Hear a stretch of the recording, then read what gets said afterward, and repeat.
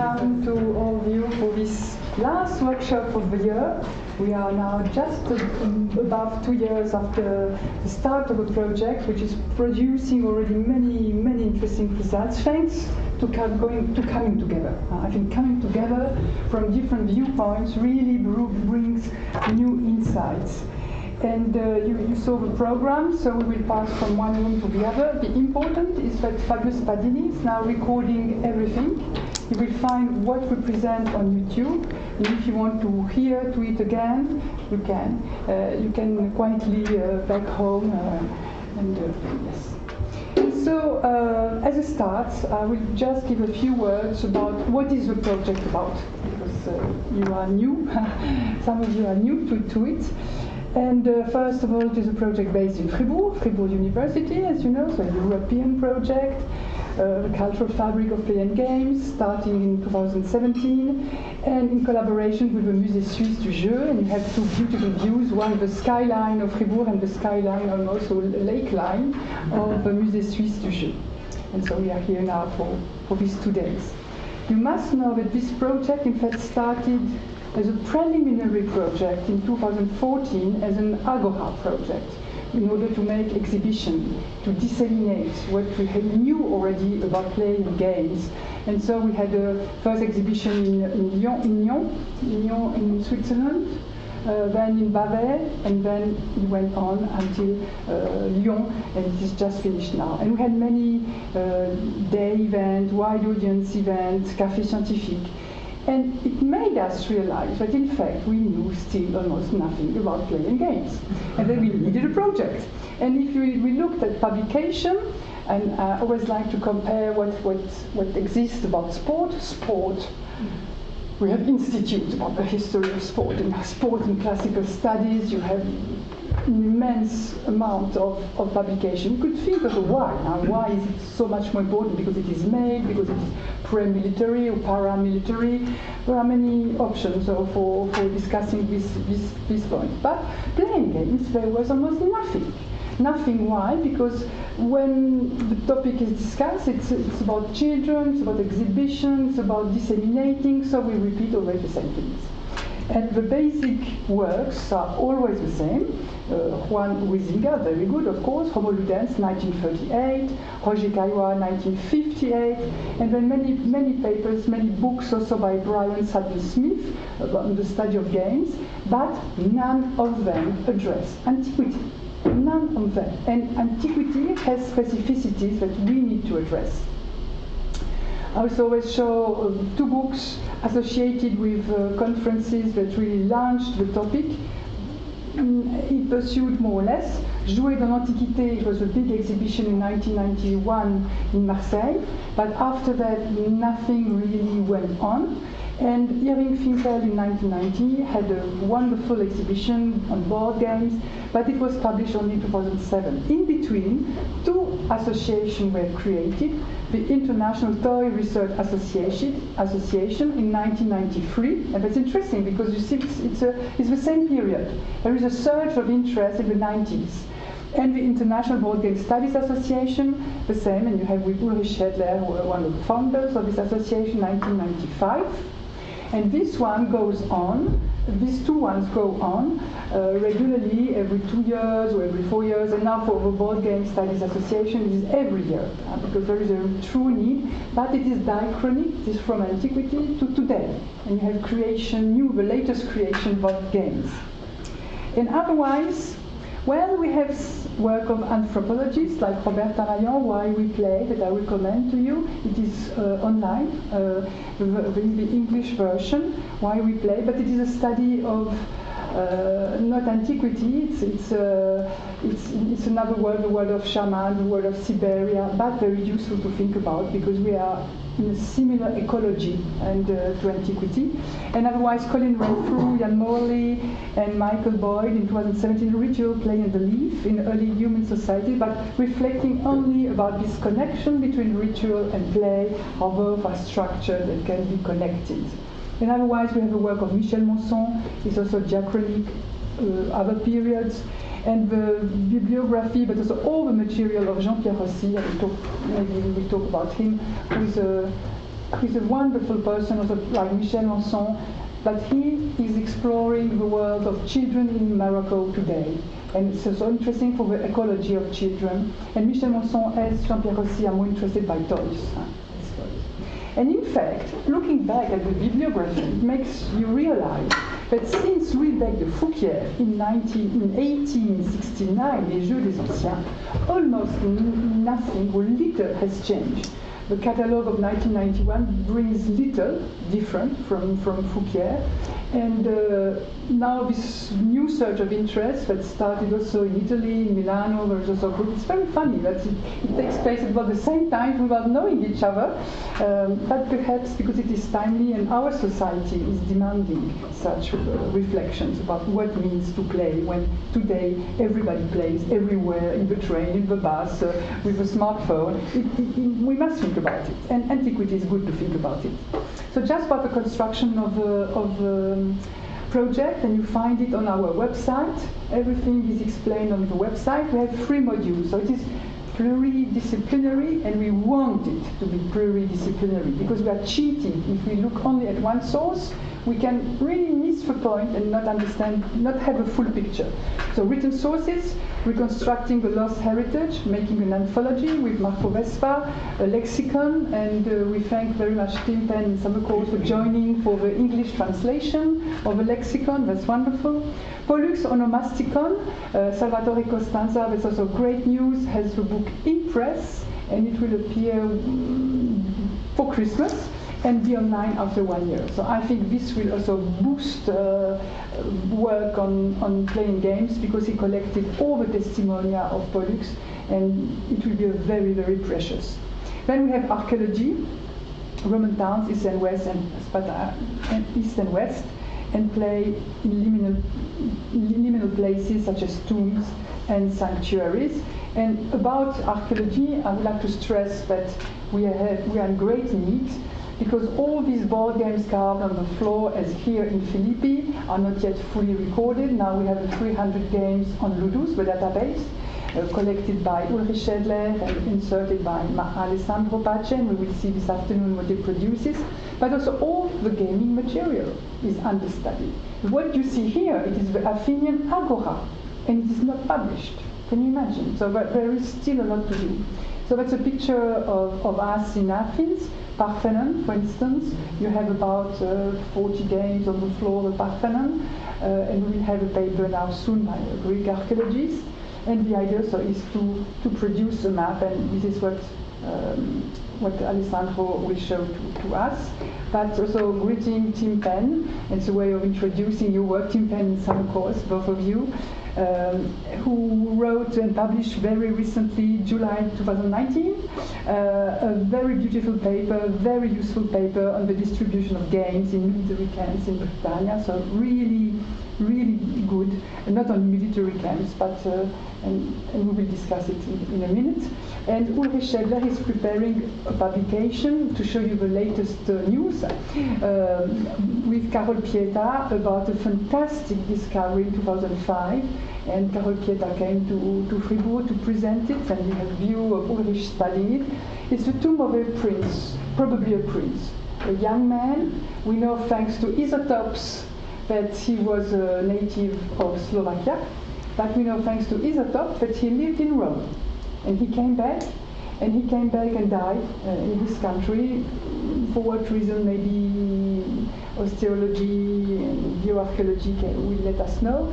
Maybe you know, I don't know if you know what was the reason of his death, but very young. What is interesting is that he got Roman habits in Rome, and what do you bring back as a token of Roman habits? It's a board game. And the board game, most likely, is La Trunculorum, and you see the grid for playing the decks. And so this is very rich. And so all this you will find on Ludus very soon. You already find on Ludus, and you will see how it works. So all these board games.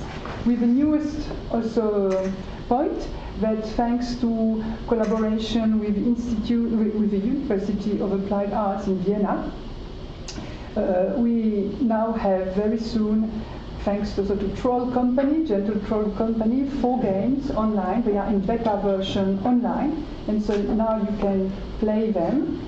And just for the fun, I can show you all the reflections we had.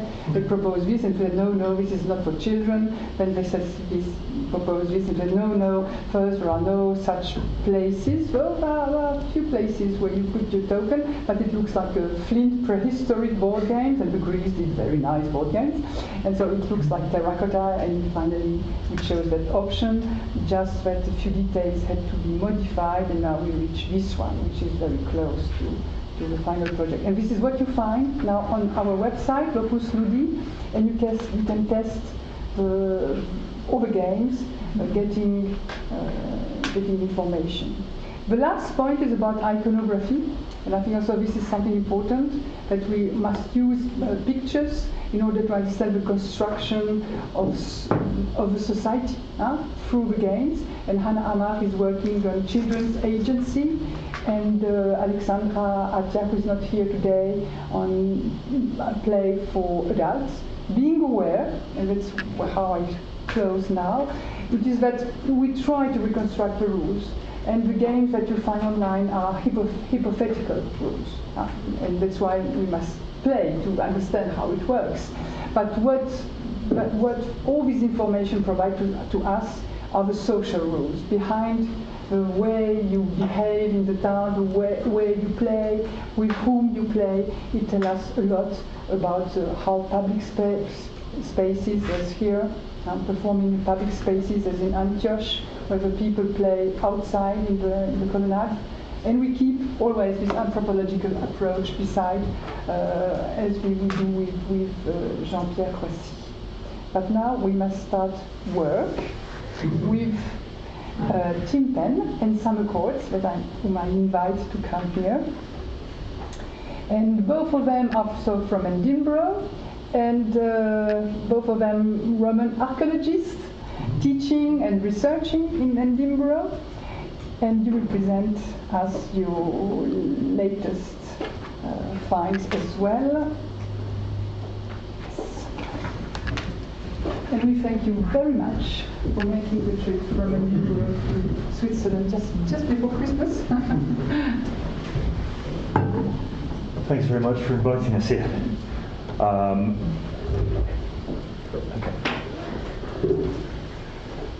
The enjoyment of leisure time is an important part of the human experience, and yet most scholarship concerned with leisure in the Roman world focuses on theatres, amphitheatres, and races in the circus. In other words, public forms of entertainment sponsored by those at the very apex of society. Board games, a potential bottom-up, do-it-yourself kind of leisure activity, have received comparatively little attention, as Véronique has just outlined. And clearly this is now beginning to change, because this is why we're all gathered here today.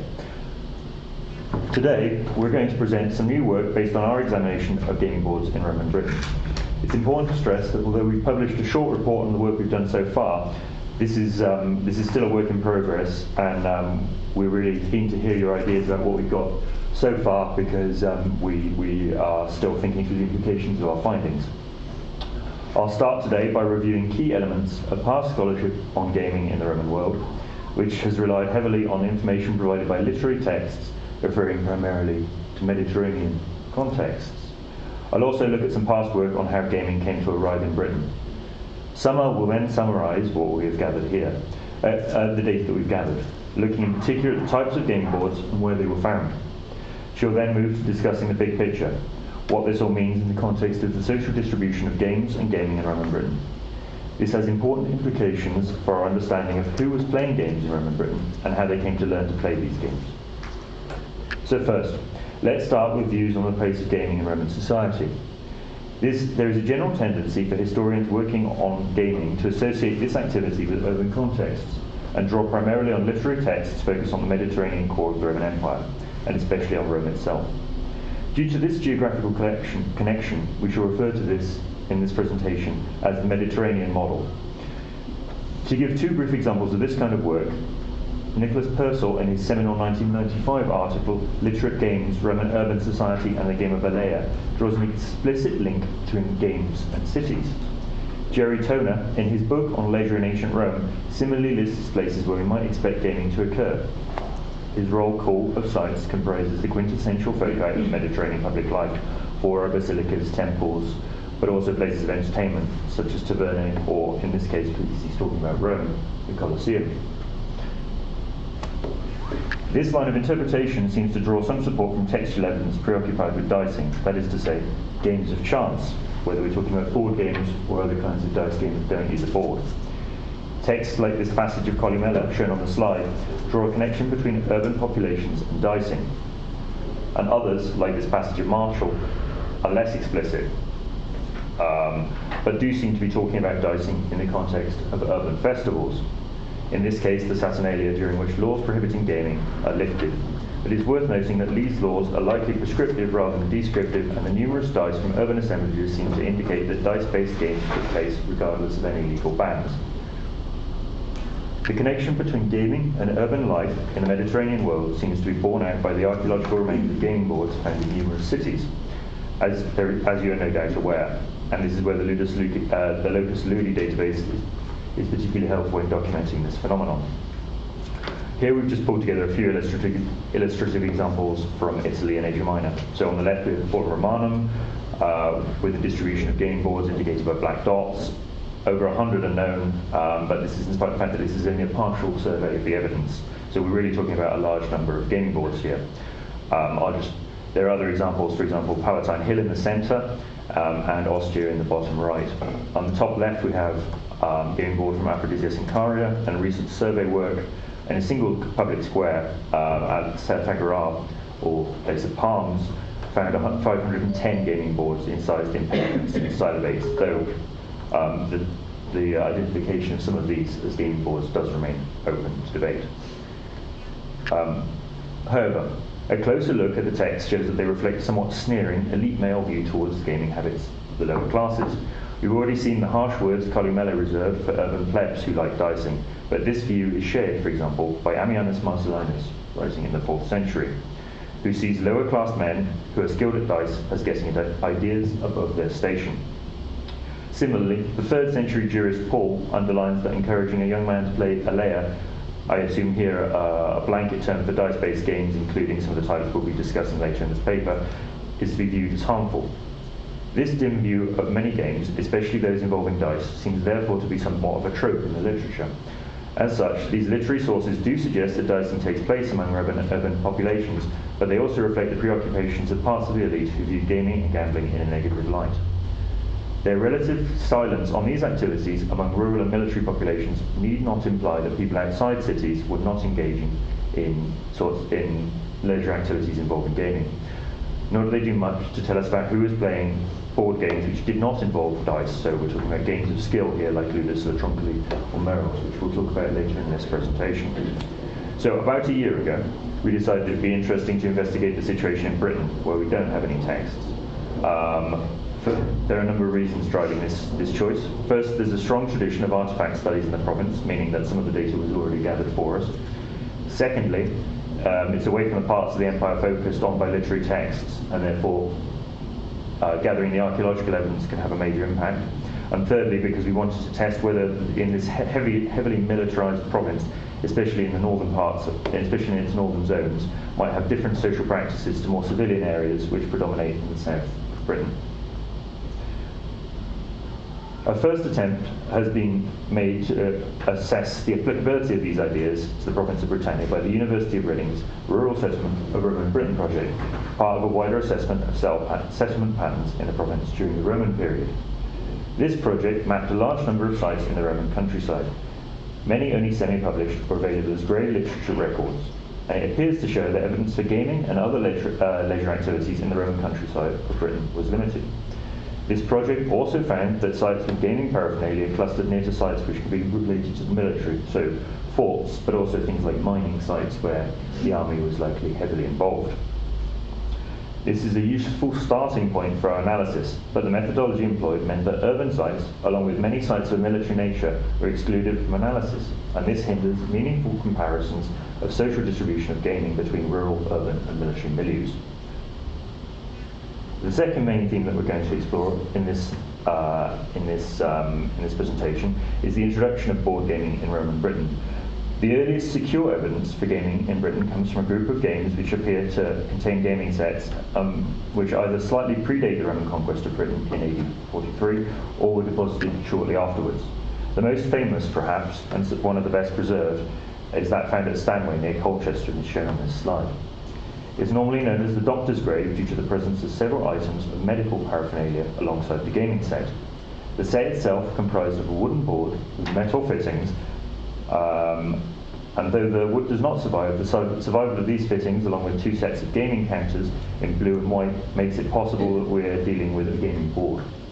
The interpretation of this particular board is highly disputed, as I'm sure many of you will be aware, and there is still no scholarly consensus as to which game it represents, partly because its shape does not seem to conform to that of games which are known to have been played without dice, and yet no dice were recovered in the grave.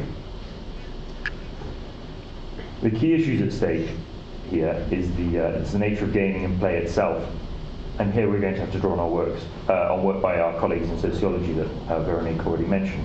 Work by Ruchynska in the middle of the 20th century and followed in relation to the doctor's grave by Ulrich to some extent, suggests that game playing is a natural human activity arising independently in many societies.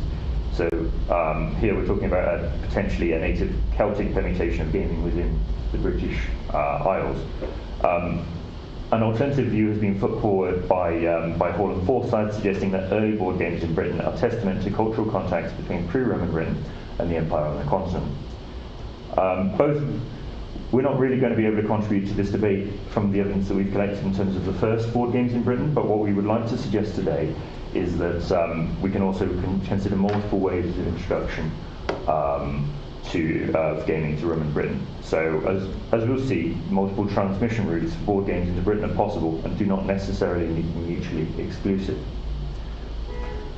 Most people here are familiar with the types of games played in the Roman world, so I'll just briefly go over the three kinds of board games represented in Britain so far.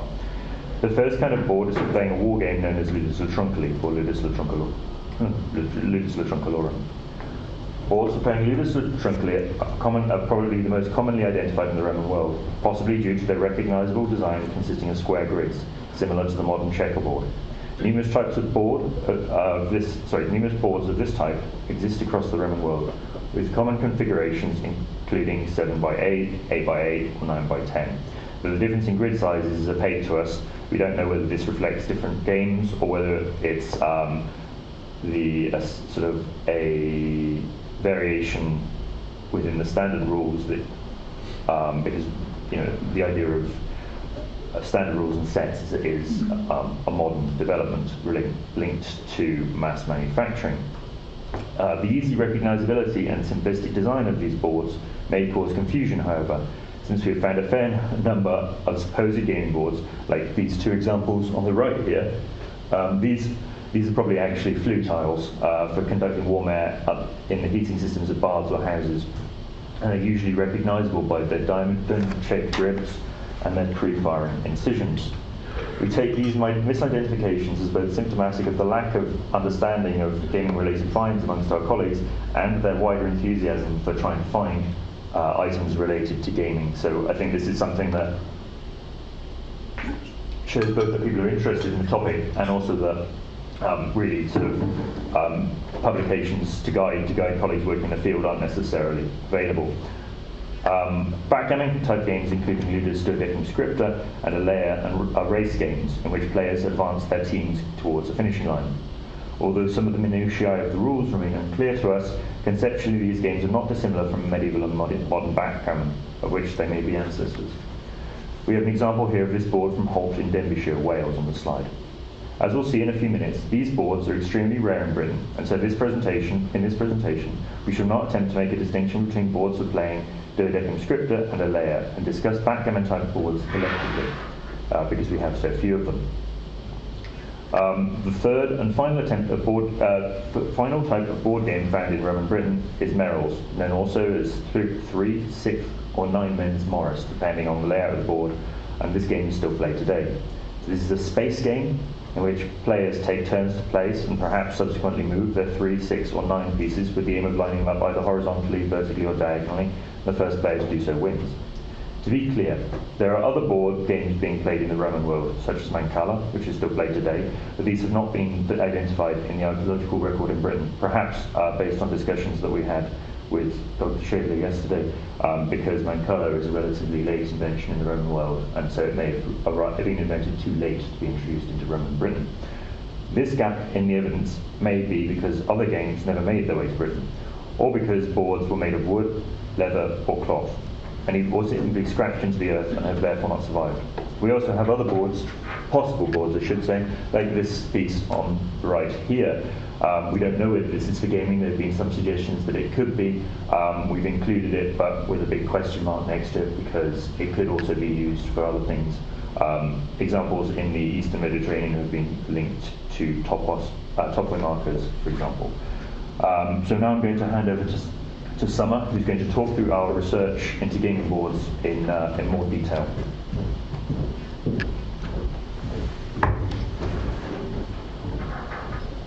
Hello everyone.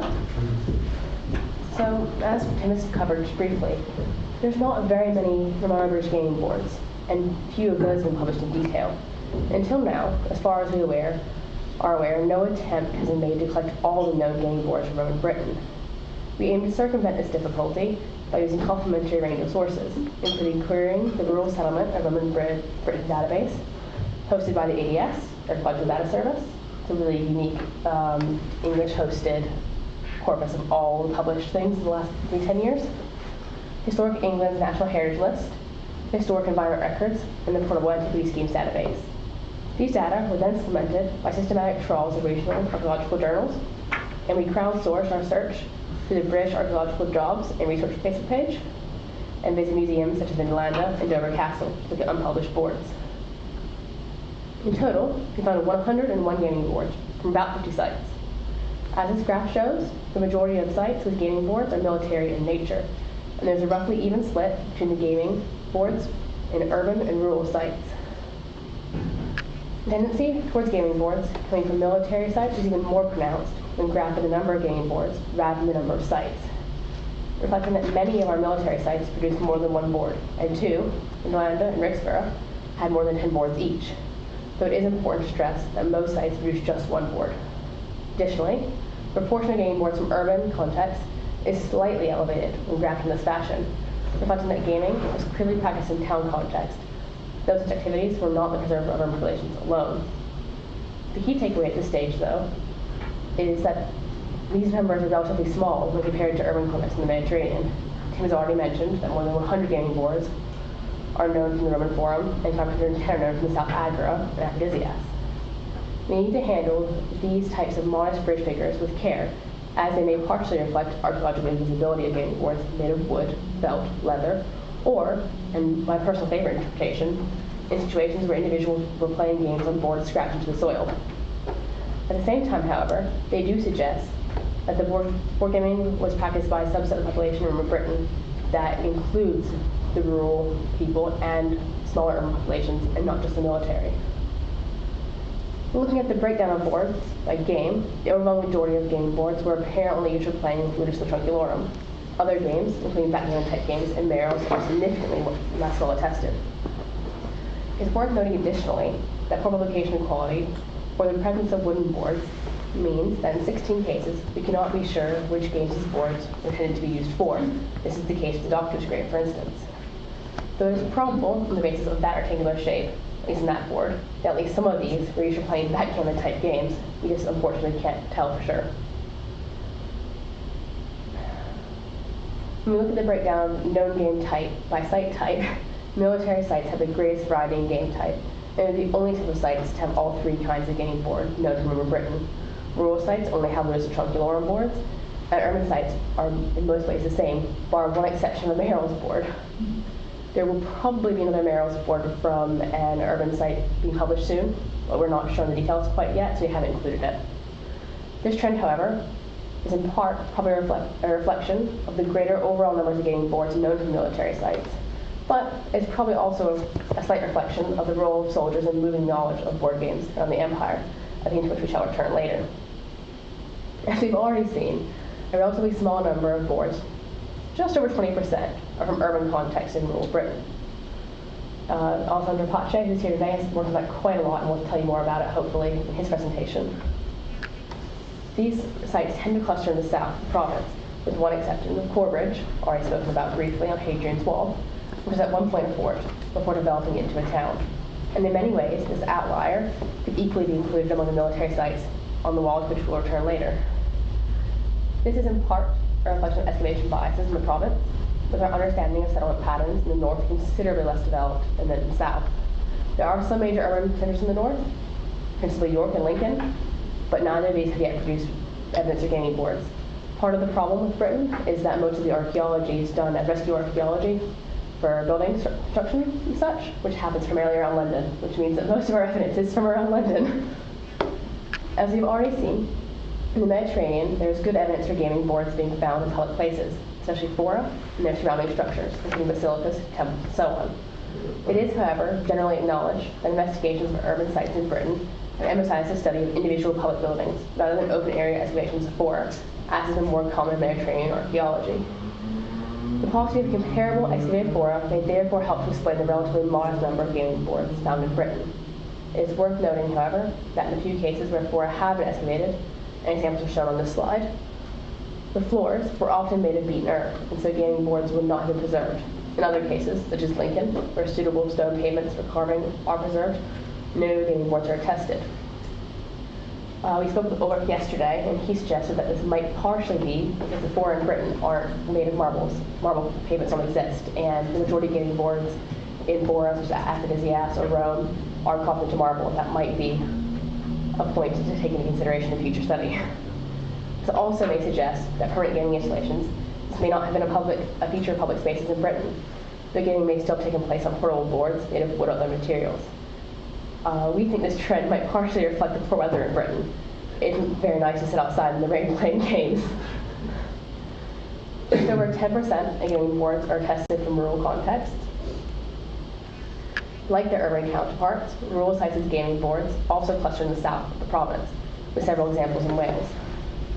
As already noted in relation to the Rural Settlement and Roman Britain project, a good proportion of these sites are close to military installations. This is not always the case.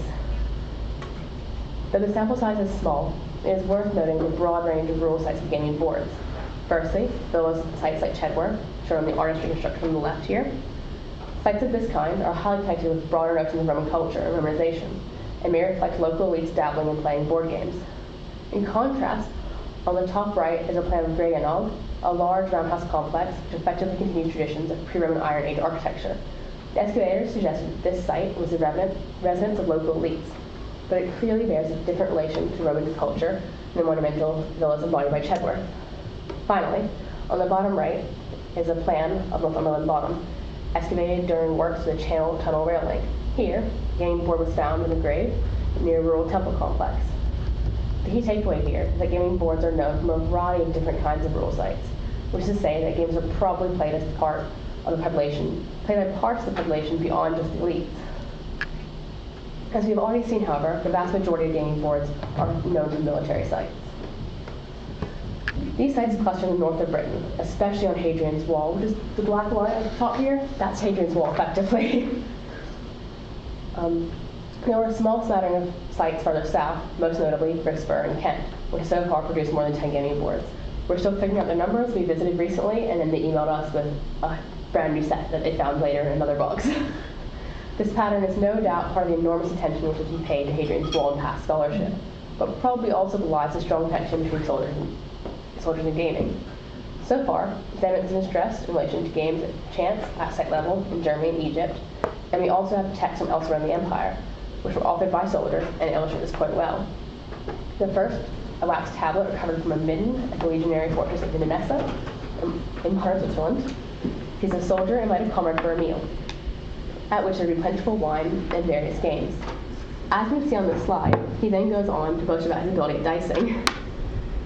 The second text is an ostracon written by a soldier named Juventius, stationed at a minor fort in Egypt's eastern desert. The ostracon's author, Comoros, perhaps also a soldier, had apparently been asked by Juventius to purchase dice, but none were available. Commerce is writing to inform him of his failure to purchase the items requested. But our findings suggest that military ties to gaming were equally strong in relation to games of skill. Alexandra, who is here today, has already made this connection and argues that games serve as a vehicle for memorization and acculturation. However, it is important to acknowledge that these boards were not just used by soldiers, but also by the communities attached to forts. A key example here is of the high quality excavation in recent years in Finland. Work by Andrew Burley has shown that 6 gaming boards known at this site in 2010, and examples were known both inside the camp walls and in the surrounding settlement, as the green dots on these slides indicate. As 16 boards are now known from Finland, all completing Ludus Nationalorum, we are now collaborating with the Finland Trust to update these maps. However, it suffices to say that gaming seems to have taken place both within and without the fort proper. We cannot say with certainty who used these boards, but it seems probable that members of the wider community, that is, beyond just the soldiers themselves, would be familiar with board games. And in fact, at Vindolanda, some of the nicer boards are actually outside of the military camp and are in the settlement. It is worth considering at this stage why gaming boards are so visible in Roman military sites in Britain. One interesting board was found at Sycamore Gap and Hadrian's Wall, an area shown on the left of this slide. It named for the massive sycamore tree. That's the only thing that's close to it. This board shown here on the right is in 3 fragments, was found inside a collapsed sector of the wall by a professor at the University of Edinburgh. This find probably reflects army laborers, including stonemasons, using the board during their leisure hours while constructing this sector of the wall, only to discard it as too cumbersome to take with them when they moved on to the next camp. This particular board underlines familiarity of soldiers with stone working, meaning that they were able to manufacture enduring boards of this type. However, an additional explanation may be that the high mobility of elements of the Roman army encouraged the transfer of ideas, and we'll explore this in a little more detail now. There is now a general consensus that the Roman Empire was a time of exceptional mobility of people, both within and across its frontiers. The growing body of evidence based on isotopic analysis, epigraphic evidence, and artifactual studies has begun to illuminate the ways in which archaeology can contribute to our understanding of migration in the past. Within this context, there is substantial evidence for the mobility of individuals and units within the Roman army, in particular. Some of this evidence can be explicitly linked to the movement of soldiers. The combination of isotopic and artifactual analysis has, for example, identified a late Roman cemetery in the north of England, documents of which were buried with 4th century militaria as soldiers originating elsewhere in the empire. Another more exotically, descriptional evidence underlines the fact that members of military communities in Britain could come from as far away as Palmyra in Syria, as is illustrated by the inscription shown on this slide. The movement of people is inextricably linked with the movement of knowledge. In particular, the arrival of individuals who were already adults or adolescents from elsewhere in the empire to the province of Britannia could have facilitated the arrival of new kinds of material culture, as well as new ideas. This is still an idea which we are seeking to develop, but a quick look at spatial distribution of boards shows that most of the military sites with boards are in the north, or on or near Hadrian's Wall, while others, mostly urban and rural sites, are in the south. This probably reflects in part excavation biases towards military sites in the north, but we might also take another view. As we already saw in this presentation, there has been a lot of debate regarding the introduction of board games to Roman Britain. Debate is focused on early evidence, like the Doctor's Grave in Stanley, found in civilian context in the south of England. However, the high number of gaming boards on Hadrian's Wall may suggest that soldiers and other members of military communities serve as an alternate vector of transmission. This is because many members of the military that have been born in other parts of the empire and probably picked up habits such as gaming and gambling in their youth before relocating to Britannia. So, to sum up, the work that we've done so far, first of all, we don't think that text-driven Mediterranean model for gaming is helpful, especially in Britain, as board games were clearly popular among the military. But board games were also probably played in rural context. In other words, we shouldn't deny leisure to wide swaths of the population of Roman Britain, although the fact that soldiers played games has been considered by earlier scholars. Greater weight should be placed on soldiers as vectors for moving around ideas about board games and more generally, not just as many people have said, including Hall and Forsyth, to laze around in the towers playing games and not teaching people around them. Finally, we hope to show that analysis of corpora of gaming-related artifacts can help us understand better the life of ordinary people within Roman library society, aims at which Loki project is looking at today as well. So we're hoping that we can work together to really establish some ideas about societal practices of gaming. As you stressed throughout this, is a work in progress, so it's worth outlining our next steps. We'd like to spend more time on context level analysis of finds. So, for example, whether the few urban boards were found in intramural context, or, as used to be the case, primarily in cemeteries. We only have 2 boards in intramural context, both in Silchester, so it seems that the majority of urban boards are actually portable and don't still survive.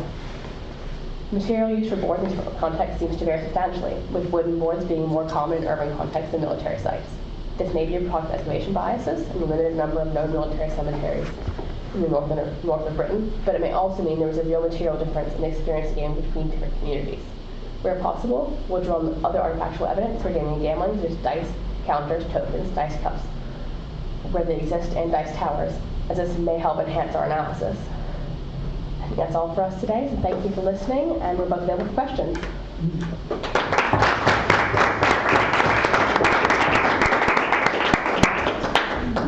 Well, thank you very much. You stay here. Okay, shall I come up?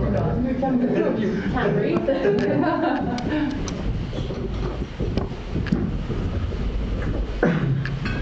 Yeah, thank you very much for this, for your work already done, and which shows that there's a lot of documentation still to do, and we simply need more studies like this, just already a documentation. Now, of course, all this raises a great number of questions, and I am not sure if we will ever be able to answer these questions because there's so few information.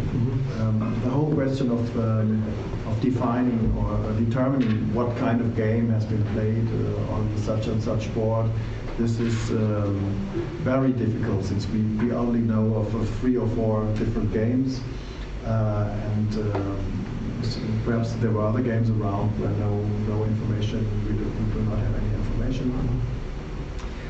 So this is rather difficult, and I think it makes no sense to try to determine precisely, well, this board has been used for this game, especially since on a grid, you can play a lot of different games. You can play chess, you can play drafts, you can play La Troncoli, so this is of course, chess didn't exist in Roman times, but this shows that on a simple grid, there are a lot of different games possible, and we only know a few of them.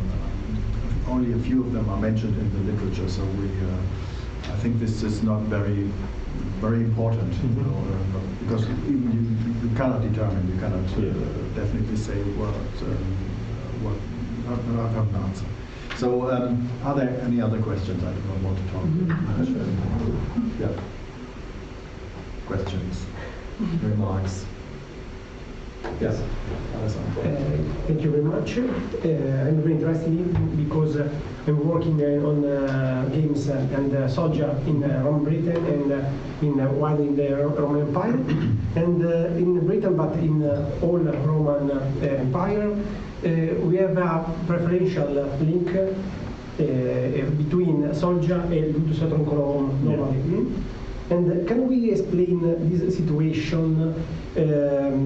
Because the ludus troncolorum is the most common game in Roman Empire. You have other explanation or suggestion? Or well, I mean, I think Paul would probably be able to comment on this better than I. But my thought is that well, we talked about this a little bit. The name of the game, the big game of the little soldiers or the little bandits, has some kind of military connotation, depending on how you understand the troncolorum. Yes. And also, if I understand correctly, the winner of the game may have been called Imperator as well. Is this correct? So there's some connection with it. It's certainly a military vocabulary connected to this. It's unclear to me whether that reflects more like a generalized military ethos in Roman society rather than something that could specifically appeal to soldiers. But I wonder if there's an element of that, and there's also the element of skill connected to a strategy game like this. I don't know if anybody else has anything that they would like to contribute who's worked more widely on the literary sources than we have. At least partially, I think this is also a choice of soldiers particularly. It's one of the games, like for instance modern checkers, where you can teach someone very, very easily to play it, but to master it is work of a lifetime. So it's something that doesn't get old very easily. It's easy to make a board, easy to find tokens, easy to teach new people. But it's a really good way to communicate new ideas quite simply, whereas Scripta may be a little more difficult. Yes, yes. Or Dasen might be easily available elsewhere. Whereas with this, you can practically play with some pebbles and soil freely. Yeah, and I'm thinking, if we're talking about places like Corbridge, where you've got the mixing of, yes, it's a Roman town, but it's also where quite a lot of the soldiers, we know from within the Land of Tablets, for example, that soldiers go there on leave. So you may have soldiers from different cohorts who, mix there. For example, they can exchange ideas about games, even though their first language may not be Latin. You've got Palmarines and Batavians and so on. They may, it may be that, it's because it's a relatively, it's both a complex game and quite a simple game. It may be it's possible to explain this without having necessarily fluency in on a linguistic level. I guess this is one of the questions that might remain open, but this is kind of a hypothesis that we've been wondering about, again, with the transmission of ideas. I have a question also for Ulrich. Did you make a comparison between Alea type games, so with dice, and those which are only strategy? Well, how I know that when we make demonstration, Pentagrama is fantastic because in 10 minutes it's over. Ludus Latum can take much, much longer. But for a soldier who must spend hours waiting, guarding a door, whatever, maybe it's more fun because you take your time and there is this strategy element. But I don't know if there are any comparison made between the time you spend on Alea and the time you spend on Ludus Latum type of game. Yeah. I don't know these ones, but type of game. Yes, but this depends largely on the rules you apply, because the Alea game, the original Boardgames script also takes a lot of time. One may ask if whether or not La Trunkli was really a game that was that you would connect with the military environment. Would soldiers spend their time, their leisure time, in playing such a relatively complex game of strategy? You could ask, one may ask. And the tablets and what we have, for example, they very often mention dice, especially. They mention dice. So this would also be was there another game played on the La Trunkli board, game with dice played on the La Trunkli board, perhaps, which would one think more appropriate to a military context? I'm not so sure if would you really imagine, these soldiers playing really a complex strategy game all the time? Or wouldn't they prefer perhaps games which are much more fun and more easy? But this is again a question we cannot answer, since we do not know whether or not there was another game with dice on this board.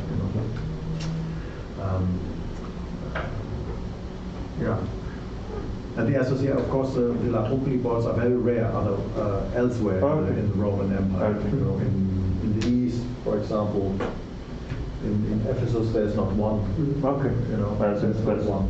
But this is also perhaps a chronological question, because what we have in Aphrodisias and in Ephesus is rather late, and I'm not sure if the La Trunkli game still existed in late antique times. All the sources point to the 1st century, to early imperial, to Republican and early imperial times, but late antiquity we cannot even be sure if the game still existed. This is one of the problems as well with the evidence in Britain. We basically avoided speaking about chronology because, as far as we can tell, there isn't any. The reports, most of these boards are excavated, apart from the wooden boards, are excavated very early, so we don't have, quite often people just say that there is one. They don't give further details. And maybe they publish a photo or a drawing, so we've been able to tie it to some kind of type, just even if that's just a grid board or the mayoral sport river, but we don't. We basically completely lack the dating information. So we would love to be able to see if there's any development as well. Whether a majority of the boards are dated to at least to a particular century, but we just haven't had this information as well. So other than the fact that it's no longer a province in the early 5th century, we just can't talk about chronology beyond that, which is a little frustrating. That's why we have some hope in the database, because here and there some pieces are in dated context, like the Prince in Bourghad or exceptional finds, so the Stanway find as well. And perhaps little by little we will manage to find at least antiquaire that was well done for some games. I'm always curious to know what is the undefined, what are the undefined games? There are several. So some. Do you have some pictures? That's part of the problem where we have colleagues who said they found a game board, but. So one of the major problems in Britain, always, is that archaeology is done mainly 2 ways. There are the academic digs, which are run primarily by students who don't notice things like lightly scratched gaming boards on slate, which is a problem we had. We had one gaming board which was so lightly scratched that you could only see the lines under oblique light. That was from a rural settlement, and we imagine that site probably had more that just weren't noticed by the students who are excavating. These are all first-year undergraduates. The opposite problem is that most of the rest of the excavations are commercial archaeology, which is done under extreme time constraints. So they won't be looking. They will not be paying attention to stones. Primarily, they just don't care. They don't have the time to look. So when things are recognized as possibly being gaming boards, we're really excited to find them, and then maybe a third of the time, it turns out they're tiles. Because there aren't ceramic building material specialists on these days. Even in museums, there aren't these specialists. So it comes down to people like Ulrich to give us typologies to use, like Charlotte Roche, to give us these ideas to look at and to have visual interpretations that any archaeologist can look at. Because for now in Britain, we're down to luck and hope people caring to mention game boards, which often they don't. So we're always going to have unidentified boards. And 2 of the unidentified ones are ones where the report says there is a gaming board but gives no further typological information. So we've erred on the side of caution and said there is potentially a gaming board at these sites. I think at least in one case we already have the type of an identified gaming board from the same site. We also have 2 cases where the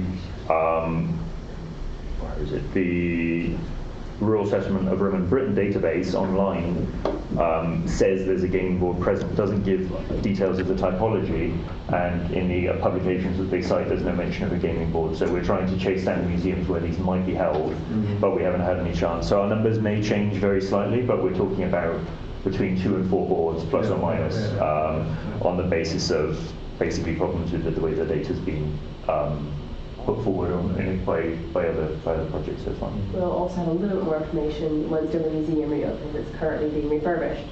And we had multiple archaeologists tell us, oh, there's gaming boards in the museum, they're Roman. And when we contacted the museum, they said, we're closed, don't bother us. Come get it in 2 years. And that was a year ago, so hopefully by the end of this year, they'll finish, and I'll go down and see what's available. But until then, we have 2 of those unknown boards are just Dover's boards. I think it's sometimes I think we will certainly do it. Organize a workshop on unidentified games. I have a feeling that now we all understood how it works. It becomes a bit circular. We find only what we know, and maybe take the risk of having really a workshop about all these odds and ends, but where there is suspicion that it could be a game. And so we keep thinking about it, so keep putting them aside, and we will see how we can organize something like this. I think Christina had a question. Yeah, it was more related to your first question in the beginning on wading in board games and military games. Because from your paper, I got reminded of a paper from somebody from Warwick, I forgot her name, but she was working in Boudjem in Libya on the military camp there, and she showed in her paper clearly that the board games or the games were placed where the soldiers were most to be waiting long time. So I was wondering in your paper also, or in your project, do you have placement of the board games where you know that they were waiting, and maybe they are more complicated games or longer games where they were waiting longer time? So in Bucem it was like, that it was also interesting because where the shadow was in the day, so they were waiting there and had the board game and waiting outside the camp to protect. That's very interesting. I haven't heard of this paper. I'd really like to. I look it up because at the Roman Archaeology Conference in Rome, it's a student from Warwick. Sounds great. But there's some people who've done some work. David Breeze and a colleague, whose name is. But to answer your question, yes and no. Mile formats of Hadrian's Wall are huge postal gaming boards, and most of them are collapsed. But as far as we can tell, they were in the watchtowers. There's not really a lot at those sites. It's a tower, a very small barrack, and an enclosed yard. And it seems to the archaeologists' estimations, mostly in the 1930s, mind you, that many of the large boards, huge grids, were in watchtowers. But in Landa, we have the opposite in many cases, where the boards are, in the baths, at workshops. Yeah. So there's definitely a spread. I would say, as far as we can tell, the bigger boards, both bigger in grid size and obviously the sheer weight and dimensions, are in watchtowers. They're permanent installation. The lighter, smaller boards, and some of the Landa boards are not the thing like a small book. They would be lightweight, even in stone. They are moved around the St. Clair Wall. I think this is something that we can look at in future if we can find the great literature supporting it. Because as you mentioned, most of these things are published is one sentence. We excavated 3/4 of a watchtower in 1925, and there might be a gaming board there. Here's a drawing. But this is a phenomenon which is holds true even today. When you look at the culture of play in several countries, you will always find that where people are waiting and waiting for something. Maybe an owner of a shop who waits for clients. In the meantime, in front of his shop, he plays a game with a friend or something like that. Or, for example, in Antigua and in the Caribbean, the taxi drivers, while waiting for clients, they used to play Mancala all the time. They have a lot of time there, and when they come back to the taxi stand, they start again. So it's or you find. I saw once a reportage in TV about the drivers of the truck drivers between China and Tajikistan, who were waiting at the border to be for getting their papers, and they played backgammon. Because they have hours where they have nothing else to do, they just wait. And so what else could they do? So they play. This is true also for antiquity certainly. I found, for example, in Belevi near Ephesus, there is the famous Hellenistic monument, Hellenistic grave monument, which fell into ruins. And when you go on top of the ruin, you find a Mancala board on top. And this is, of course, from Ottoman times or from later times, because there was a guard on the top of the monument, because from there you have a wonderful view of the whole valley. You can overlook the whole valley. So there were guards there, and so what did they do all the time? They played. And this is a very common phenomenon. And this is certainly also true for military context, or even urban contexts. I think it's quite useful for this board actually in particular, because one of our colleagues at Edinburgh is currently working on the construction sort of operation chain or production chain for Hadrian's Wall. And previously it had been assumed that each quarry was just right next to the sector of the wall, so they would quarry the stone and put it straight into the wall.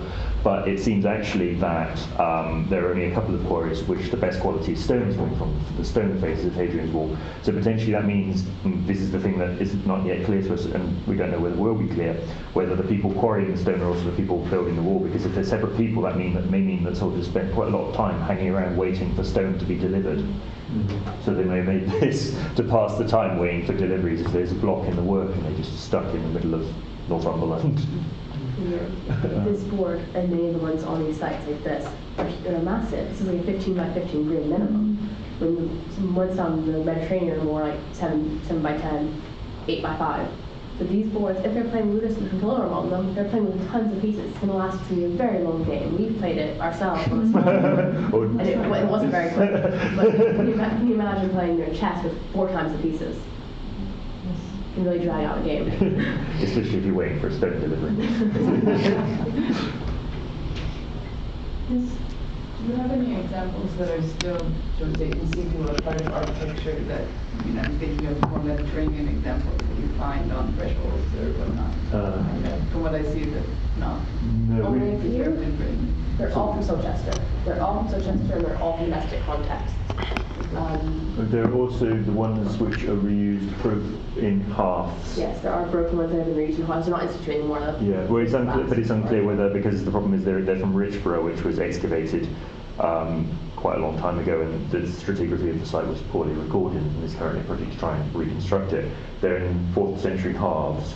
So this is quite a long history to the material. So basically, it's marble stripped off a monument in the late 3rd century, which then gets recut into gaming boards, and then the stuff then gets reused in the late 4th century in halves.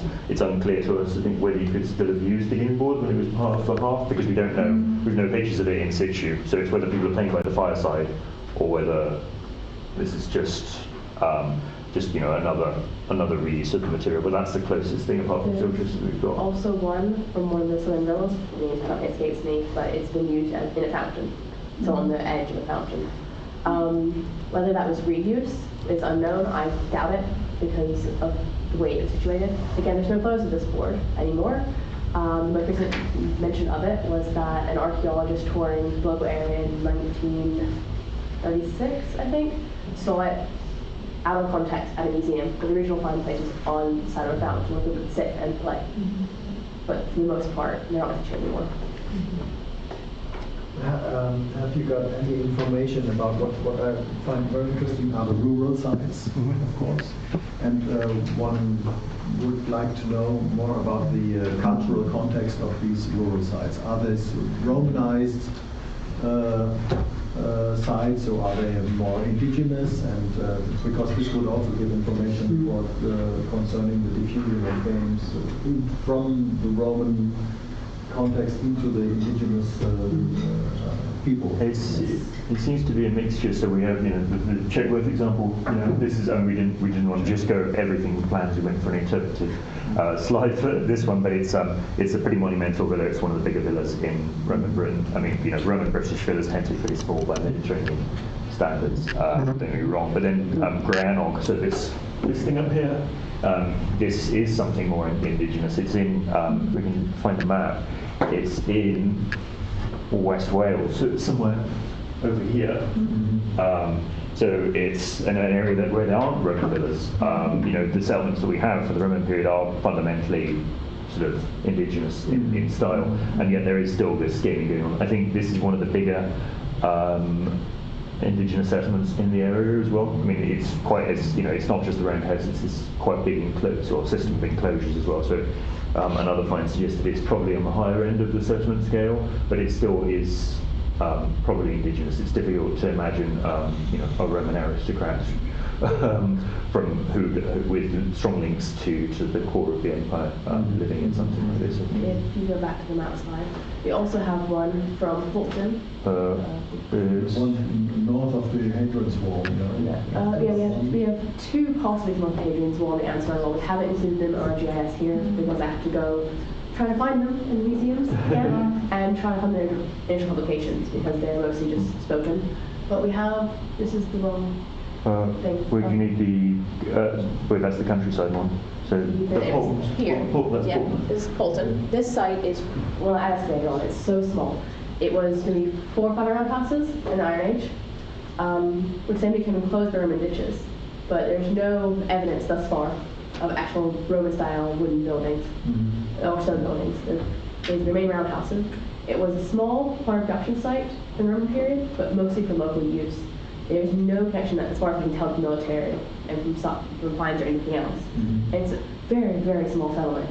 the late medieval period, and they had a gaming board that is not very well made. It's scratched and lightly scratched and slate. But clearly someone there knew how to play something and figured it out, and we don't think that site was military at all, or even Romanized particularly. Most of even the Roman finds, there's some imported goods, such as Samian, a very small amount, and some mortaria, but mostly it's local goods still, and Irish practices still for housing. So it seems that we've got a good mix of really local indigenous sites, and then more Romanized places like the villas. Longstone Villa was the fountain site, I believe. Okay, yeah. I believe. Because this is the whole question, the discussion I addressed in a little bit in the Stanway article, and later on Mark Hall, the Roman rules, the Roman rules. The question whether or not there were indigenous Celtic games on the British Isles before the Romans came there, or did the Romans introduce the idea of game boards in Britain? Well, this is the discussion. So thank you very much. I think we still have opportunity to discuss further on, but we would like to ask Oksana Ruchynska, who is teacher and professor at Kharkiv University in Ukraine.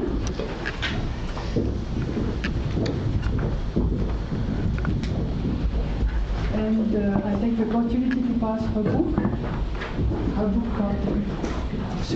that reflects her interest on daily life in the Black Sea. Yes, we will go from Britain to the Black Sea. It's not the same. It's not the same.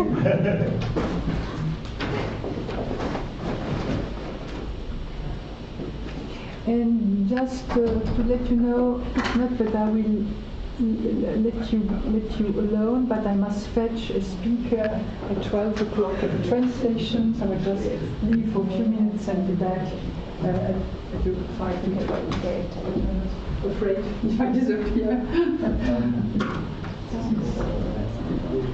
Dear colleague, in the beginning I want to thank Professor Véronique Dasen for inviting me to this interesting scientific events. And it's a great honor for me to have been invited to the international workshop on play games and in Greco-Roman antiquity in Fribourg University. The main topic of my research is the history of culture and society of Greek cities on the Black Sea northern coast. And I've already studied this topic for about 20 years. Somebody may wonder why the professor from Ukraine is so fond of Greek history and culture, but it's not surprising at all, because let me tell you, if you don't know it yet, that my country, Ukraine, has deep historic connection with ancient Greece. So do the name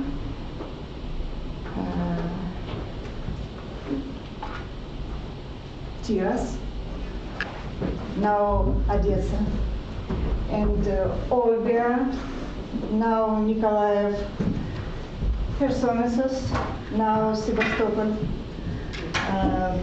Pantikapeum, now Kerch. Yes, Kerch. And thank you. These cities maybe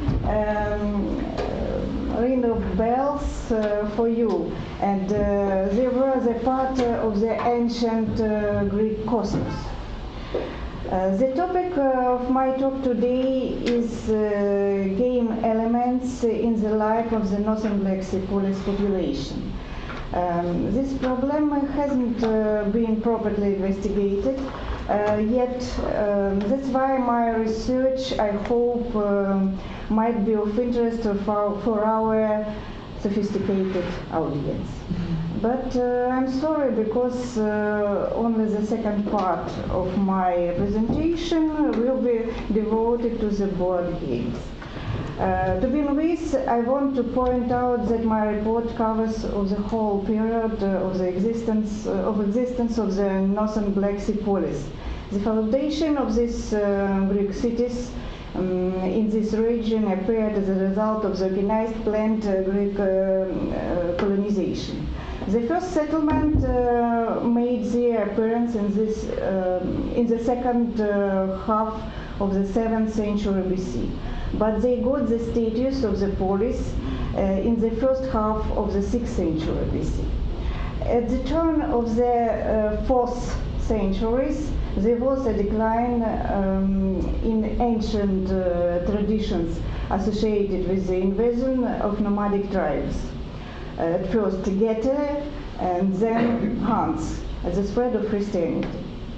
This entire period of the history of Northern Black Sea polis can be divided into the Greek period from the 6th century BC to the 1st century BC, and the period of Roman influence of their culture from the 1st century BC to the 4th century AD.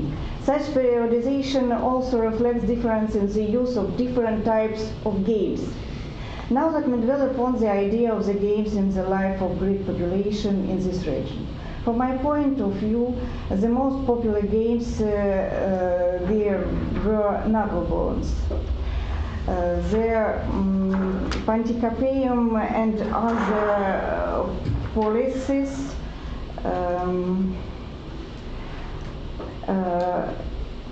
allows to suggest the appearance of these games in the Northern Black Sea region from the 6th and 5th centuries BC.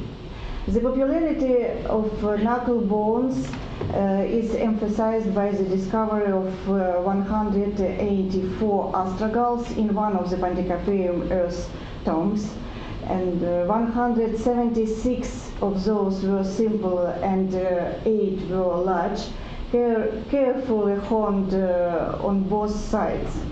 On large astragals, the letters of the Greek alphabet represented digital values. Big number of different types of processed astragals were found in Olbia.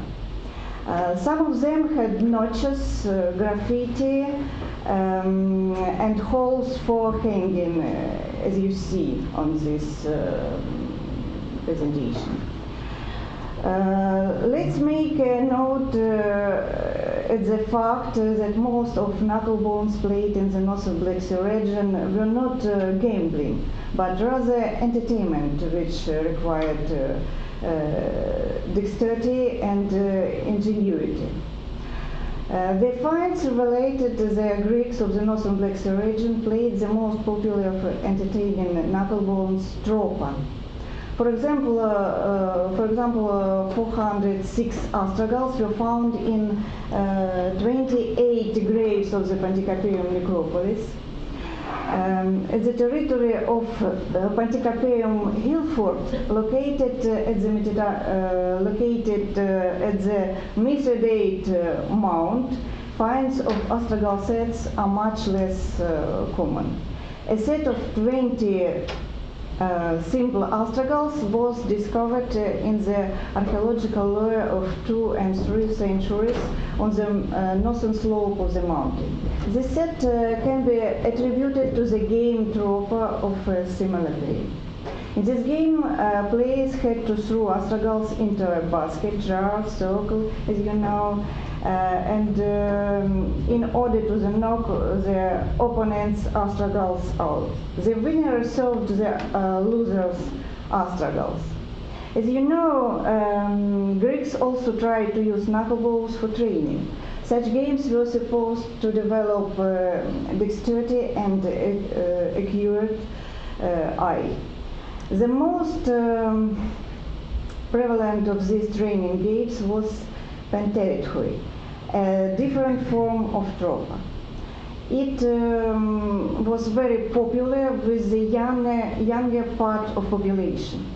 They laid 5 astragals on the palm of their hand lose them and try to catch them by the back of the palm.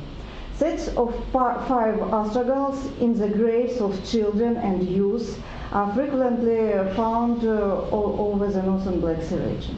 For example, sets of 5 astragals were discovered in the children's graves in Kherson. In accordance with the materials on the Pantikapeum necropolis, the same game with 5 astragals was played there. In the widely known that skillful players collected a large number of astragals and stored these values by stringing them on a rope. For that purpose, astragals often had drilled holes. This tradition was widespread in Greece and got spread in the northern Black Sea region too, as you see on this picture. For example, 23 astragals were found in the grave of 3 and 2 centuries BC in the necropolis of Pantikapeum. One of those had 3 holes, others had 2. 3 sets of astragals were found at the territory of Pantikapeum Hillfort. Large collections of astragals were found at the territory of Pantikapeum necropolis, and 3 sets of astragals were found in the Pantikapeum necropolis too. It was 2 children graves contained sets of 70 and 40 astragals. 18 astragals were found in the grave of young men. Similar collection originated from Olbia and other polis. At this point, you might have a question: why astragals are mostly found in graves? The explanation is very simple.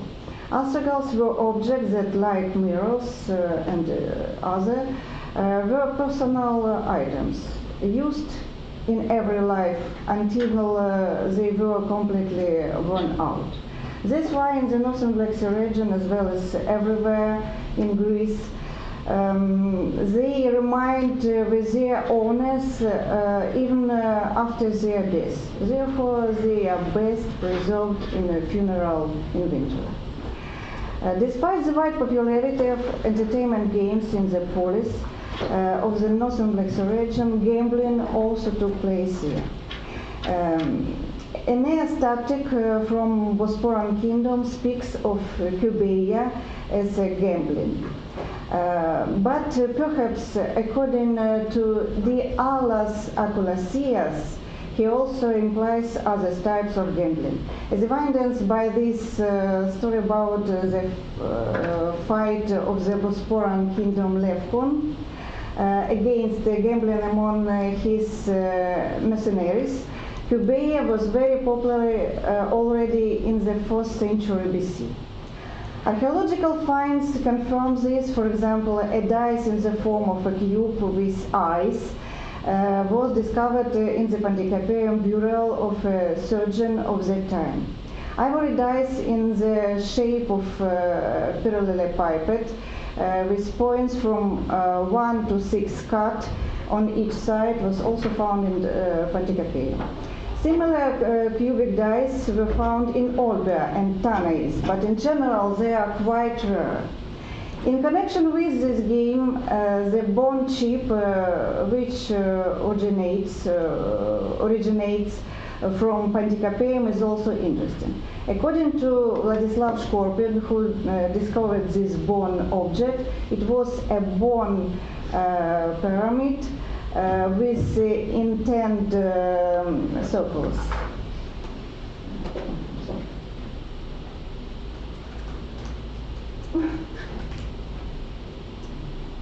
This is this bone pyramid, and this intended for playing It was a bone pyramid with indented circles intended for playing knucklebones. Similar object was found in Chersonesus.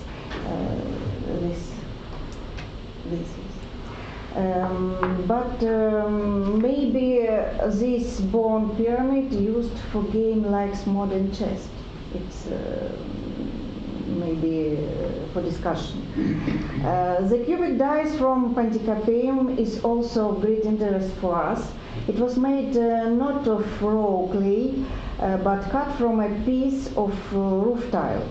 In this regard, its sides only approached a square in shape, and the cube was empty inside, so the numbers of its sides were not indented, but scratched in the corners.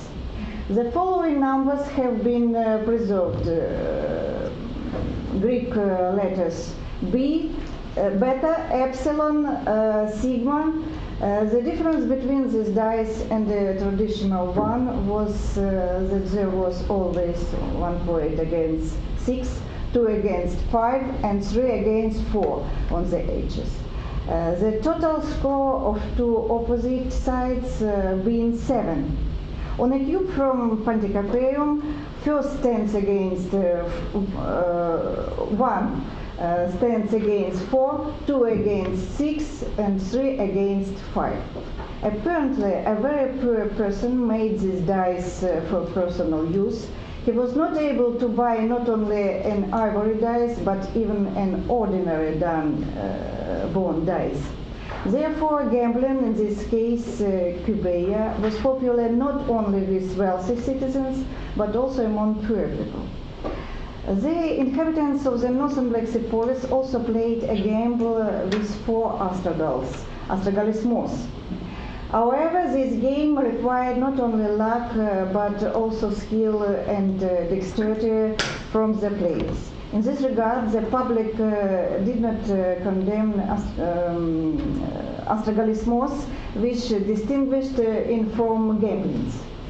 It's well known that all 4 astragals for playing astragalismos always had the same side values: Hion, Koon, Hypion, Poines, according to the comments by Staphylos to the Iliad. It is worth noting that the mentioned game was popular in the northern Black Sea region since the 5th century BC. In those times, the numerical values were not marked on the sides of astragals. Therefore, only the total amount of astragals can help to indicate the astragalismos from that period. Such sets of 4 astragals are rarely found in cities of the northern Black Sea region. For example, in Myrmekion, astragals were found in the burial place of the city resident who apparently continued to play event after death. 1 astragal was found near his right hand, the other 3 near his left hand. Several sets of astragals for astragalismos were also discovered in the Olbian necropolis. But already in the end of the 5th and in the 4th century BC, the astragals became more complicated. Some numerical signs appeared on the sides. For example, in one of the graves of the Panticapaeum necropolis, 4 astragals were found with the numbers Omicron, Iota, Alpha Iota, and Nu drawn on them. And astragals with the number Nu was found in the territory of Panticapaeum Hilford.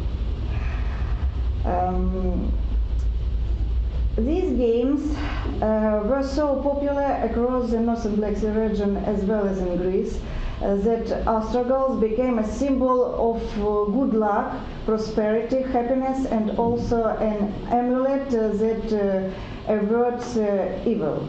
Therefore, take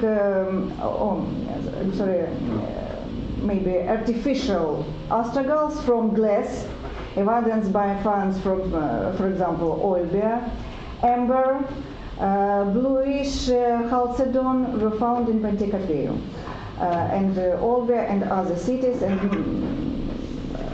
finds of lead and bronze astragals were also known. For example, bronze astragals from Theodosia, 1st and 2nd century AD. And a black lacked jar, probably an ascus, of the 4th century BC in the form of an astragal was discovered in Panticapaeum. This is from Panticapaeum, and this I want to tell you that this vessel apparently was intended to be not liquid storage, but the storage for real astragals. Similar vessels in the form of astragals was found in Campania or Apulia and in Apollonia Pontica. This is from Campania or Apulia, and this is from Apollonia Pontica, and date back to the 4th century BC, and I see this is the similar ascus. And pendants, amulets in the form of astragals were also very popular in the North Black Sea region. They are often found in children's burials, where they were used as apodrapia. For example, several golden amulets from the 1st and 2nd centuries AD in the form of astragals were found in Panticapaeum. And the second part of my presentation is devoted to board games. Board games were also widely played in the Northern Black Sea region. In such games, intelligence and training were much more important than just luck. The brightest representatives of these were games similar to modern checkers. The oldest of these Greek games was called Peteia and had two forms, peta, pentagramma, and polis. In both game forms, all the figures were equal. In the 1st century AD, during the Roman times, popularity and diversity of such games greatly increased in the region of the Northern Black Sea coast. Let me remind you that Romans were the first to introduce figures with different possibilities of the move, only straight or in different directions. A full set of 15 black and 15 white glass checkers was discovered in the children's burial of the 3rd century AD in Chersonesus. You can see these checkers. Apparently, the polis game was especially popular there in the 1st century AD. It was probably played with 30 checkers, 15 colored figures for each player on a board divided into 12 bands. But find of such checkers made of bone are much more common, including the bone fingers found in the Chersonesus. For example, this. In the 1st century AD, the following types of bone checkers are found in the Northern Black Sea region. I want to tell you about the types of bone checkers. At first, you can see this. The checkers with one flat side and one round convex from Tanais, Chersonesus, and Panticapaeum and Olbia. The second flat checkers without ornament and Olbia and Chersonesus. The third was the flat checkers with ornament. This is Chersones and Tanais. And the fourth checkers with the image of gods, individuals, public buildings, and objects, some objects from Olbia and Pantikapeum. In this regard, Pantikapeum checkers with numerical designations on one side and images of plants, fruits, with traces of coloring on the other are of big interest. This one, it's bone checkers with image of plants and vegetables. One bone checkers from the same polis had an image of a rooster, which represented a symbol of battle or competition. Varieties of checkers with a flat base made of cut astragals with cut of wide sides are also found in the Northern Black Sea region. Apparently such figures were used in a simplified version of games. It looks like a more complex form of the checkers game. It was a game with round bone fingers with a flat base and several deepenings on the convex upper side. Figures, this is from Chersones. Figures of various rank were played out in such games. As for this very example, we are talking about 7 points. Probably a game like Ludus Latrunculorum was also played in the Northern Black Sea region and considered strategic games. Ludus Latrunculorum, as it is known, was widespread throughout the Mediterranean, and in the first centuries AD, it got to the Northern Black Sea region. One set consisted of round tessers with the cut-out image of the upper convex surface and Greek and Latin numerals, which indicated the rank of the figures on the lower flat surface. The game was presumed played by initial throw of a cube with points and moving the checkers according to the dropped point. Such a cube was discovered in one of the Chersonesos burials. Interesting that this cube was found along with glass features. And it was discovered in one of the Chersonesos burial. The features were also found in archaeological layers of the 1st century AD in Kitay, Tanais. An interesting find was made in Pantikapeum. It was a wooden casket, sets, and with 15 figures which had raised images of Greek gods, for example Zeus, Hera, Heracles, Chronos, Aphrodite, Dioscure, and Egyptian goddess Isis, and Roman Emperor Augustus and his grandson Lucius Caesar, found in the children's tomb of the 2nd century AD in the necropolis of Pantikapeum.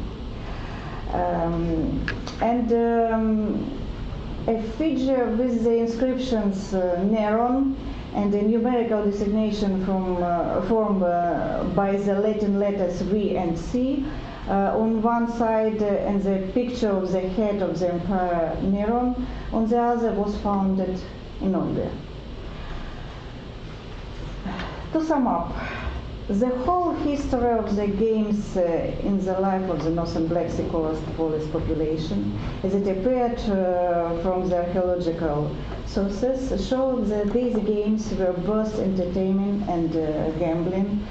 They were spread among various segments of society as evidenced by objects of diverse quality, designed for various games, from simple crafts made from improvising materials to expensive, sometimes even golden items.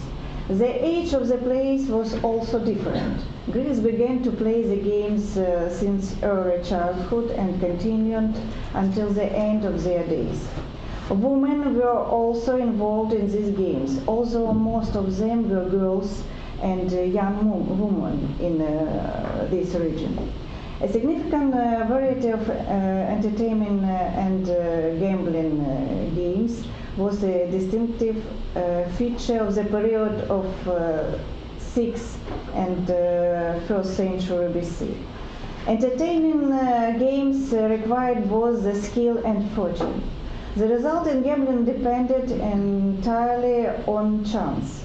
Board games, which required special skills and intelligence from the players, appeared in the Northern Black Sea Greek polis in the 1st century AD, during the period Roman influence on their culture. Eventually, it can be said that board and entertaining and gambling games were widespread in the Greek polis of the Northern Black Sea region. Thank you so much for your attention. And so,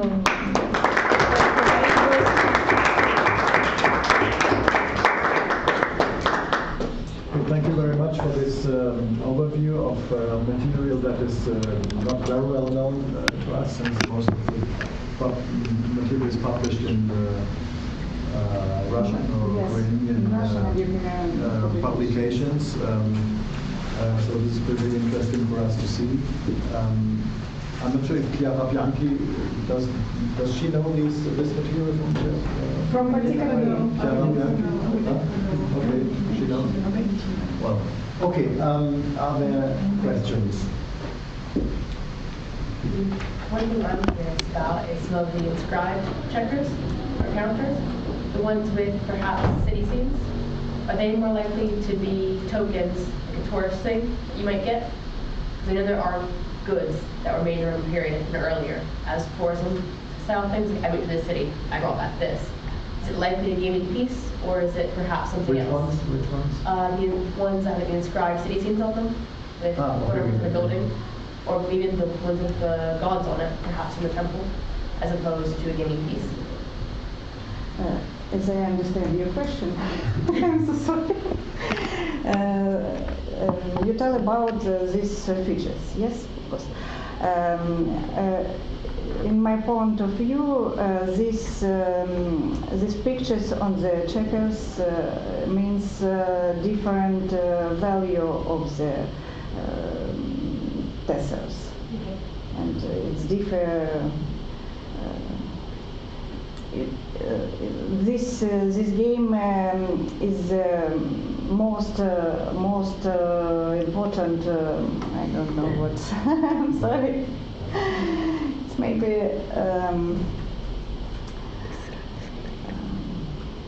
more. I'm so sorry. I'm nervous. We had Chiara Bianchi here a couple of weeks ago, who is studying this material, and there's a debate going on about the function of these counters. Obviously they are not counters for game boards, for board games, because it makes no sense to have these numerals. There are series of the numerals. They're going normally down to 15, something like this, always the same series. Very often they have, the numbers are given in the Roman and in Greek. Yes. On the backside, and this does not make any sense for a board game. You do not need these numbers in a board game. Do you think this is the tassels? Yeah. So, not, but it is not for board games? No, certainly not. certainly not. And Chiara Bianchi, she's there's a discussion going on about what these Alessandrina, Tessere Alessandrina, what they were used for. But she does an immense study about this material. But they are very, very likely these are not counters for a board game, because this would not. But I will continue to study this, and I don't know what this will be. Could we do some kind of function like tokens associated with the board game, but not necessarily the actual game itself? Yeah, we do not know. As a matter of fact, we don't know at the moment. Especially since the numbers all just go to 15 normally, and it is difficult to say what is about. You didn't show any material from Nymphion. Hasn't there been found anything? Unfortunately, I have not this material because now we have not. I can't to see this material, the modern material, because the territory from Russia. Do you understand me? And it's so difficult for us. Yeah. But before, they are. Well, I visited Nymphion. 1993, so quite a long time ago. Some of the some materials when I saw are from Patrimony and from museum, and it's the most important for me, maybe. So the colleagues who do the work in Nymphion, they haven't published any material like this in the like publications about Nymphion, about the excavation. Yes, but maybe I didn't saw the same material about the games. That's why I don't use this material. Okay. Because one would expect that something as this, also the necropolis there. I think the boarding and the other games widespread in the main polis of the northern Mexico, and it will be continue to study. Okay, other questions?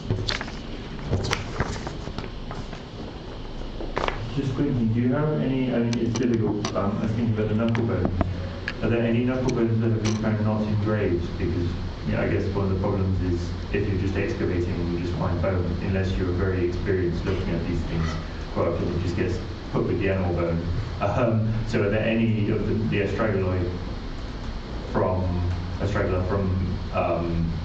the Ukraine that are not found from grave contexts for the orphan graves?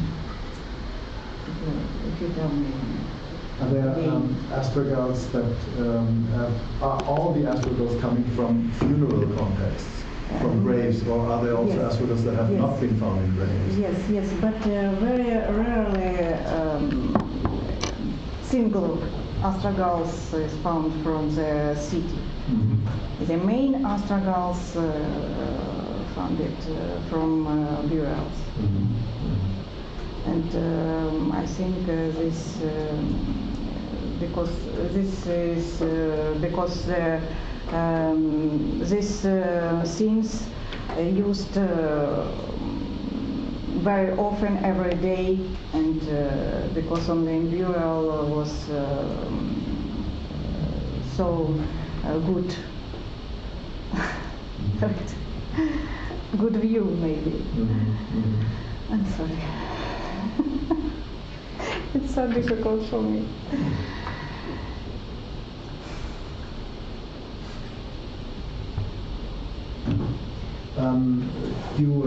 There was one of the pawns you showed. Can you go back with your slides a little bit? What?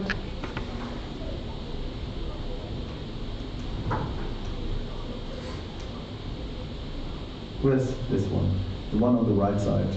Yes. This is a shape of pawn that is. Chersonesus.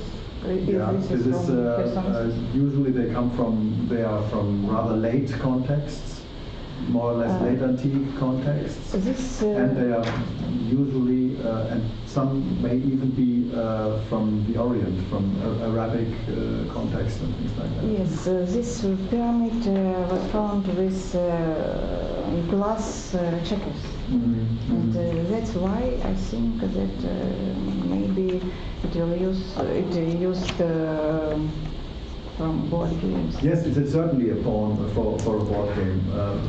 Yes. But the ones I have seen until now, they are all late, 5th century AD or something like that. This is from Roman period. Yes. Yeah. I agree with you. Yeah. They are very similar to Arab counters. They may even be Oriental. Quite nice.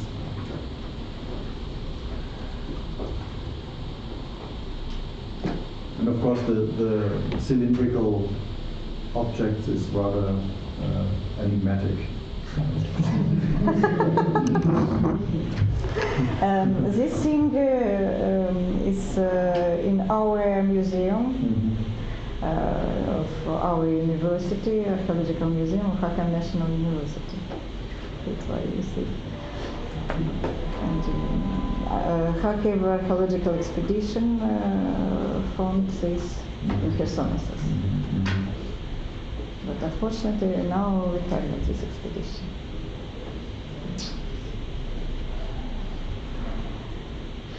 So with the, this is just another question, perhaps it's a bit embarrassing, but with this new political situation, you do not have access to the Crimea?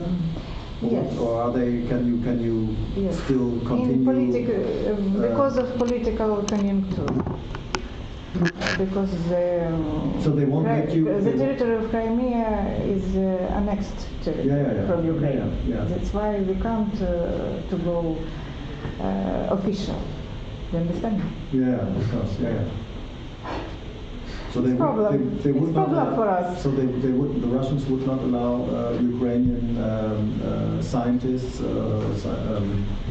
archaeologists to work. We can go and took part in Russian expedition, but only private. Not official. Not official. Not officially, just on the private. The politics of our country. Okay. This is really complicated, of course.